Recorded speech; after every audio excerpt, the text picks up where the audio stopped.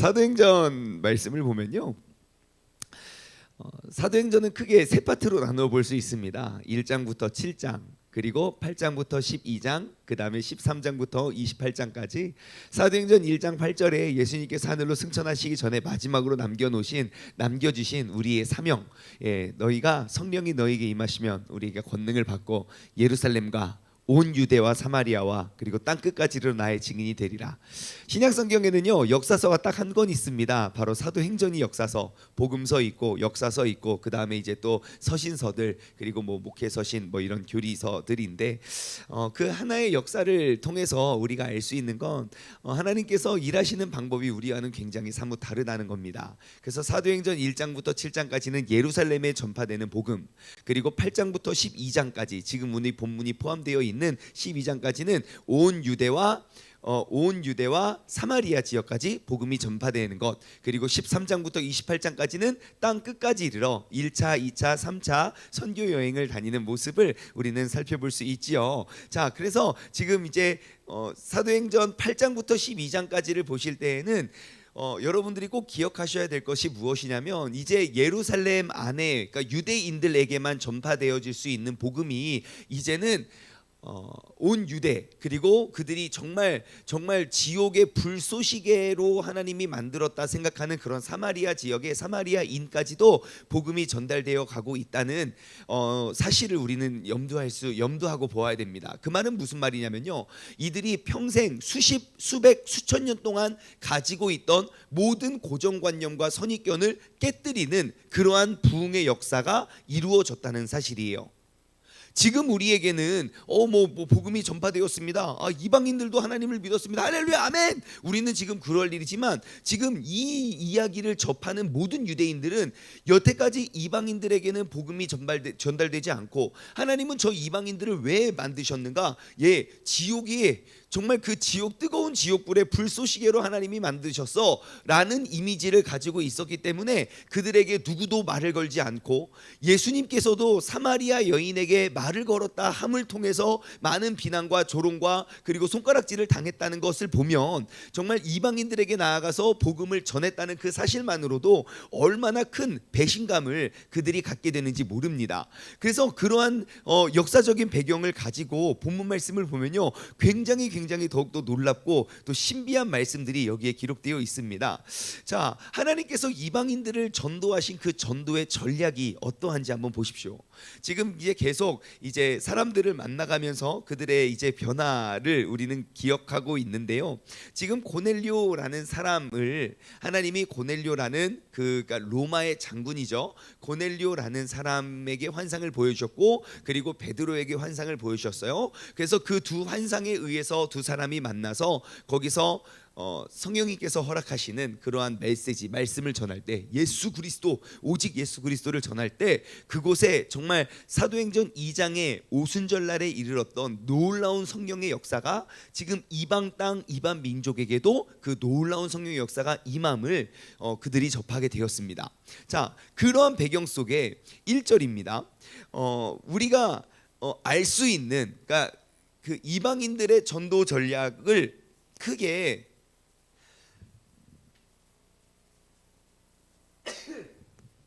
죄송합니다. 요즘 자꾸 이렇게 헛기침도 나고 살에도 자주 걸리고.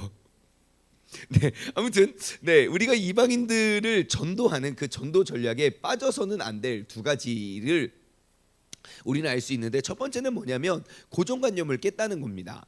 그들이 가지고 있던 선입견과 그런 모든 고정관념을 깨부심을 통해서 그렇게 이렇게 이방인들 전도가 시작되었죠. 그리고 또 한 가지 필요한 것이 있습니다. 그것이 무엇이냐면, 내가 직접 나가서 이방인들을 전도하는 사람에게 있어서 필요한 건 나의 선입견과 고정관념을 깨뜨리는 거예요. 하지만 그 소식을 접했던 사람, 내가 직접 나가진 않지만 직접 보내는 사람을 위해 중보하는 사람, 혹은 내가 유대에 있는 그런 유대인들, 그들에게 있어서 필요한 그러한 전도의 전략은 무엇이냐면요, 수용입니다. 뭐라고요? 그들을 끌어안고 그들을 품는 그러한 포용력. 자, 오늘 본문 말씀이 정말 놀라운 그러한 수용력을 우리는 발견할 수 있는데요. 1절 보십시오. 유대에 있는 사도들과 형제들이 이방인들도 하나님의 말씀을 받았다 함을 들었습니다. 자, 유대에 있는 누구가요? 사도들과 형제들이요. 들려오는 소문에 의하면 지금 베드로 선생님이 돌아다니면서 자꾸 이방 민족들, 이방 사람들한테 찾아가서 그들에게 계속 복음을 전한다더라. 기적과 이적이 나타난다더라. 뭐 이디오피아의 내시도 전도했다더라. 그리고 뭐 로마의 장군도 전도했다더라. 이러한 소리 소문이 계속 퍼져나갔을 거예요. 이 이야기를 들었던 그 유대에 있는 사도들과 형제들은 어떠한 마음이었을까요? 할렐루야였을까요? 놀렐루야였을까요? 예? 놀렐루야죠. 어떠한 이야기가 주어졌을까요? 주고받았을까요? 제가 봤을 때 딱 둘 중 하나입니다. 한 10% 20%의 그냥 이 소문을 퍼뜨리는 사람, 나머지 80% 90%는 에이 설마 베드로가 그랬겠어? 베드로는 그럴 리 없어. 우리의 선생님인데 그 안진뱅이도 성령의 능력으로 일으켰던 사람이고 예수님의 수제자였는데 에이 설마 베드로가 그럴 리가. 아마 그러한 의견이 팽팽했을 겁니다. 그리고 2절이에요. 베드로가 예루살렘에 올라갔을 때 이제 올라갑니다. 베드로가 예루살렘에 올라갔는데 이미 분위기가 달라요. 분위기가 어떠합니까? 할례자들이 비난을 합니다. 할례자들이라 하면 뭐합니까? 그 비할례자들과의 차이를 보여주는 것이죠.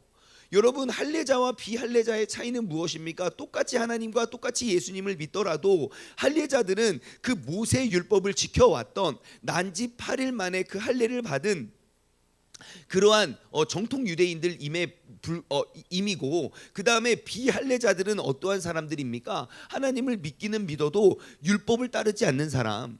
우리랑 먹는 음식 자체가 다르고 우리가 살아가는 생활 방식이 달랐던 그 비할례자들, 그들을 전도하고 왔다는 이야기를 듣고 할례자들이 이미 베드로가 오고 있는 모습을 보고 비난하고 조롱하기 시작합니다.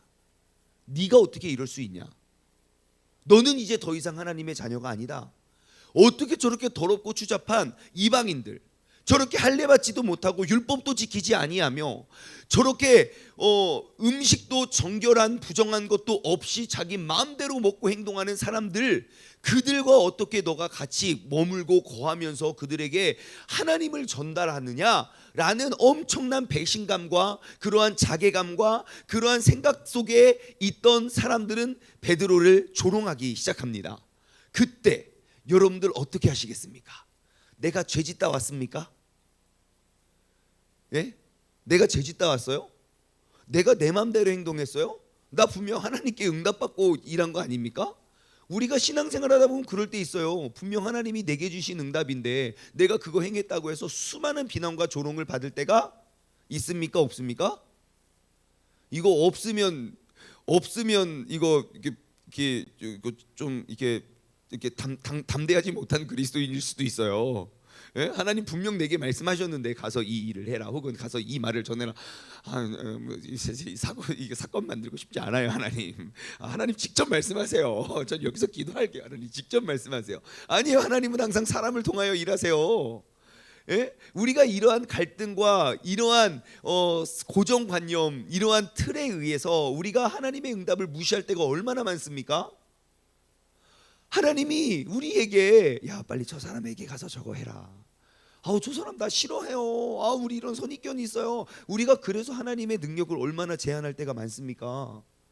예, 근데 베드로는 나아가요. 그리고 비난을 받을 준비가 되어 있지요. 이제 예루살렘에 돌아오는 발걸음이 얼마나 무겁겠습니까?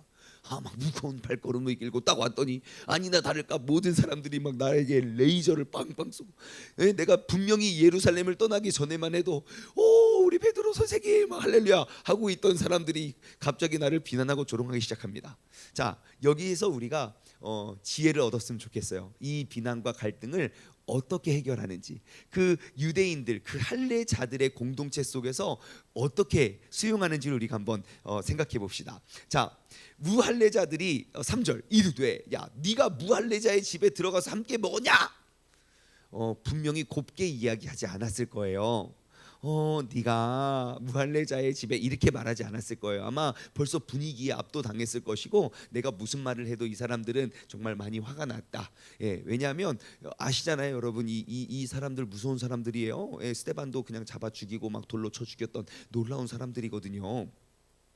자, 그런데 우리가 이 사실을 통해서 알 수 있는 게 지금 베드로에게 책망하는 그들을 비난하는 사람들이 누구였냐는 겁니다. 바로 같은 사도들이고 같은 형제들이었어요. 아, 사도들도 형제들도 오해할 수 있구나. 시작. 사도들도 형제들도 오해할 수 있다. 예, 여러분, 사도들과 형제들이 오해하면 오해할 수 있어요. 예, 그러면 우리가 어떻게 해야 됩니까? 베드로처럼 하면 됩니다. 어떻게 하면 돼요? 4절, 베드로가 그들에게 이 일을 차례대로 설명하여. 여러분, 오해가 앞설 때는요 설명하면 됩니다. 근데 문제는 무엇입니까? 우리가 오해를 받을 때 6회, 7회, 8회 우리는 더 크게 오해해버려요. 그렇죠? 여러분, 우리가 교회 신앙생활을 하면서 야, 이건 배신이야 라고 말하는 일들을 보면요 엄청나게 큰 일이 아니에요.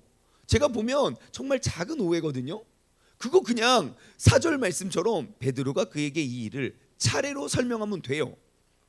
그 오해의 근원지를 찾아서 물어보면 돼요. 이렇게 했어요? 이런 말 했어요? 그러면 진짜 열의 10중 8구는 아닌데요?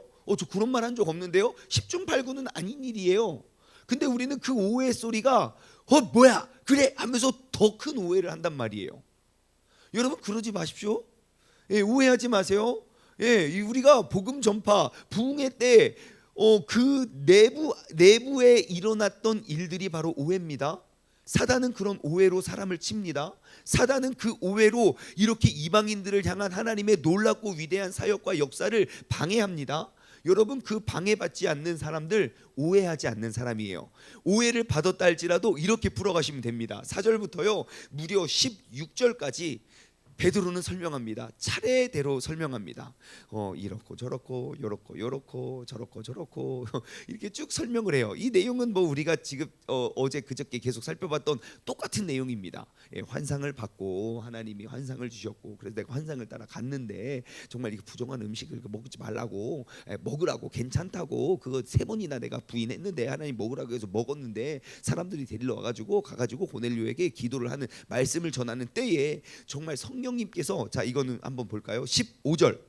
자, 내가 그 말을 시작할 때에 성령님께서 그들에게 임하시기를 처음에 우리에게 하신 것과 같이. 이 처음은 언제입니까? 오순절 날에 사도행전 2장에 나왔던 그 사건이죠. 처음에 우리가 정말 그 마가의 다락방에 모여서 기도할 때 처음 우리에게 행하실 것과 같이 정말 그들 가운데 너무 큰 막 그런 성령의 역사 함께 하심이 있었잖아. 그래서 16절, 내가 주의 말씀에 요한은 물로 세례를 베풀었으나 너희는 성령으로 세례를 받은 것이라. 야, 내가 진짜 그 말이 딱 생각났다니까 라고 차례로 설명하고 있어요. 그러면서 17절, 그런즉 이제 결론이에요. 하나님이 우리가 주 예수 그리스도를 믿을 때에 주신 것과 같이 똑같은 선물을 그들에게로 주셨으니 내가 누구이기에 하나님을 능히 맡겠느냐 그래요. 베드로는 알고 베드로는 확신했어요. 이 기적과 이 역사는 우리와 다른 것이 아니라 우리와 같은 것이라고요. 하나님이 우리를 택하여 우리에게 기름 부어 주셨던 그런 놀라운 부흥의 역사가, 똑같은 역사가 그들 가운데 임했다는 것은 하나님은 우리나 그들이나 똑같이 사랑하시고 똑같이 일하고 똑같이 역사하신다는 사실을, 여러분, 이것은 마치 정말 여호수아와 갈렙이 가나안 땅을 정탐했던 것과 같은 보고인 것 같아요. 여호수아 갈렙에게 12명의 정탐꾼, 그 지파에서 가장 빠릿빠릿하고 가장 지혜로운 12명을 택해서 정탐을 보내놨더니 돌아와서 하는 말이 무엇입니까? 우리의 선입견과 우리의 사고방식, 그리고 눈에 보이는 것, 하나님은 없어요. 눈에 보이는 그것만 보고합니다. 좋은 땅인 건 맞긴 하지만 우리가 택할 땅, 우리가 취할 땅은 아니다. 그들은 우리보다 훨씬 크고 힘도 크고 능력도 많아서 우리가 어떻게, 그들이 우리 봤을 때 메뚜기 같을 것이다. 그러니까 여론이 형성이 돼요. 모세를 비방하면서 야, 너 차라리 우리가 애굽에서 죽었더라면 훨씬 좋았을 것을 또 비방하고 좌절하고 절망해요. 왜요? 이전에 이미 내가 가지고 있던 그런 선입견 때문에요. 그들이 놓쳤던 건 무엇입니까? 하나님께서 보여주신 것 말고 보여주실 것이 그들에게는 없었어요. 베드로도 마찬가지예요. 하나님께서 보여주신 그리고 보여주실 그 역사는 너무너무 명확했어요. 나에게 보여주시고 우리에게 허락하신 것처럼 그들을 통해 하나님은 놀라운 계획을 가지고 계셨지만 사람들은 믿지 못하고 보지 못하는 거예요. 베드로는 담대히 전합니다. 이 부흥의 역사는 우리 가운데 임할 게 아니라 그들에게도 동일한 역사가 임했다. 내가 어찌 하나님께서 내가 누구이기에 하나님을 능히 맡겠느냐라고 이야기를 해요. 만약에 정말 똑같은 사건 속에 똑같은 상황 속에 우리가 똑같은 설교를 하잖아요. 정말 그러면 이제 교회는 둘로 나눠집니다. 정말로 교회는 둘로 나눠집니다. 예, 이방인 수용파와 우리 절대 이방인을 수용하면 안 된다라는 파와. 그 싸움은요 정말 끝까지 해결되지 않습니다. 안타깝게도. 제가 뉴욕에서 사역을 했었을 때 일이었어요. 뉴욕에 엄청나게 큰 교회 2개가 있었어요. 그러니까 큰 교회라 하면 뭐 사람도 많지만 정말 건물도 정말 큰 교회, 큰 한인 교회 중에 정말 큰 이제 교회가 있었어요. 한 교회는 제가 사역했던 한 교회고, 한 교회는 이제 좀 있어요. 어떤 교회, 정말 큰 교회. 그 교회는 얼마나 크고 교회 건물을 잘 졌냐면 뉴욕에 있는 건물, 그러니까 콜롬비아 대학교 교수님이 직접 설계를 해서 건축상을 받은, 교회지만 건축상을 받은 그런 멋진 교회였어요. 근데 교회 안에 목사님의 좀 잘못된 행동으로 좀 스캔들이 있었어요. 교회가 뒤로 쫙 나게 나눠졌어요. 우리가 그 아픔을 이렇게 포용해 주자. 목사님의 실수도 안고 가자. 한쪽, 어떻게 인간이 이럴 수가 있냐? 내가 적당히 잘못했으면 수용하겠지만 이거는 그런 정도가 아니다. 이거는 안 된다. 싸움이 나기 시작했어요. 그 갈등이 얼마를 갔냐면요, 지금까지도, 그게 벌써 10몇 년 된 일인데 아직까지도 해결이 안 돼요. 다음 목사님 왔는데 그 마음에 있던 그 원한과 분노가 또다시 일어나서 정말 그 안에 있던 사람들이 되게 안타까운 게 뭐냐면, 저 장로님이, 저분이, 그러니까 그렇게 신앙이 탄탄하다고 생각했던 사람들이 교회 안에서 멱살을 잡는다니까요. 여러분, 내 마음에 피어난 그 미움과 그 오해가요 사그러들지 않아요. 근데 한 목사님의 그냥 스캔들에 의한 상처보다 한 1000배는 큰 게 오늘 본문의 베드로의 사건입니다. 이것은 민족과 민족 간의 갈등이에요. 한마디로 일제시대에 일본에 가서 복음을 전파하고 돌아온, 성공적으로 복음을 전파하고 돌아온 사람의 모습이라니까요. 어떻게 수용하겠냐고요. 근데 놀라운 기적과 역사는 18절에 기록되어 있습니다. 18절 볼게요. 그들이 이 말을 듣고 잠잠하여, 그래요. 잠잠하다는 것은 뭐냐면, 진짜 막 이렇게 막 열받아가지고 할 말이 없어서 어이없음이 아니라, 여기서 잠잠하다는 고요하다, 침묵하다예요. 그것을 말하면 지금 베드로가 하는 말에 반대 의견을 내지 않는다는 거예요. 반발하지 않아요. 왜냐면 그 전까지는 반발했었거든요. 베드로가 전한, 지금 4절에서 17절까지 전한 그 설교가 있기 전에는 비난하고 비방하고 조롱하며 그를 공격했거든요. 근데 베드로를 통해 전하는 그 메시지 하나의 차례로 설명하는 그 설명에 의해서 그들은 잠잠해졌습니다. 분노하던 마음이 사그러들었고요, 붕괴하던 그들의 갈등이 조용해졌어요. 그리고 나서 이렇게 이 말이 따라옵니다. 잠잠하여 하나님께 영광을 돌려 이르되, 그러면 하나님께서 이방인에게도 생명을 얻는 회개를 주셨도다. 아멘. 여러분, 아까 12명의 정탐꾼과 지금 이 사건과 다른 것이 하나 있어요. 12명의 정탐꾼의 보고를 받았던 백성들은 그들의 선입견이 하나님의 계획과 하나님의 말씀보다 앞섰어요. 계속 비난하고 조롱하며 분노가 삭혀지지 않아요. 근데 18절 말씀을 보면 그 청중에게는 이러한 변화가 있어요. 그들이 이 말을 들었을 때 잠잠했고 그 다음에 따라오는 게 뭡니까? 하나님께 영광을 돌렸다는 거예요. 나의 선입견과 나의 고정관념보다 하나님의 말씀과 하나님의 영광이 앞섰다는 겁니다. 그럼 우리는 여기서 교회 안에 모든 갈등을 해결할 수 있는 열쇠를 얻을 수 있습니다. 여러분, 나의 모든 선입견과 나의 모든 사고방식보다 주님의 영광이 앞서면 됩니다. 하나님이 나를 통해서도 하나님의 영광을 위한 사역을 이루시지만 내가 미워했던 사람을 통해서도 하나님은 역사하신다는 사실을 수용하십시오. 내 마음속의 미움에 그것을 수용하지 못하니까 그 갈등이 끝이지가 않는 거예요. 정말 요즘 이 시대 한국교회에 꼭 필요한 메시지가 바로 이 사도행전 11장 18절이 아닌가 싶습니다. 여러분, 우리가 꼭 수용하면서 그 사랑으로 우리가 나아갈 수 있는 것 역시 하나님의 귀한 사역이고 사명임을 여러분 꼭 기억하시기 바랍니다.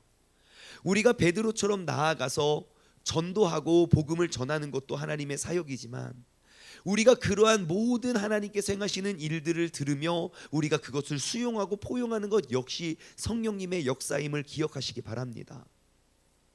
내가 그러니까 그런 거 안 해, 내가 그러니까 나아가서 전도 안 해, 우리가 그렇게 적용하는 것이 아니라 내가 있는 그 자리에서 정말 나의 사고방식과 생각을 깨뜨리는 그러한 일들이 진행되어질 때 어떻게 목사가 그런데, 어떻게 집사가 그런데, 어떻게 신앙생활하는 사람이 그런데 라고 말하는 것이 아니라 그럴 수도 있지, 하나님은 이렇게도 일하시는구나, 우리가 본 것에 의해서 비난하는 것이 아니라 보여주실 것을 기대하며 수용할 수 있는 우리 모두가 되기를 소망합니다. 우리 도피성 교회에게 꼭 필요한 사명이 바로 이거예요.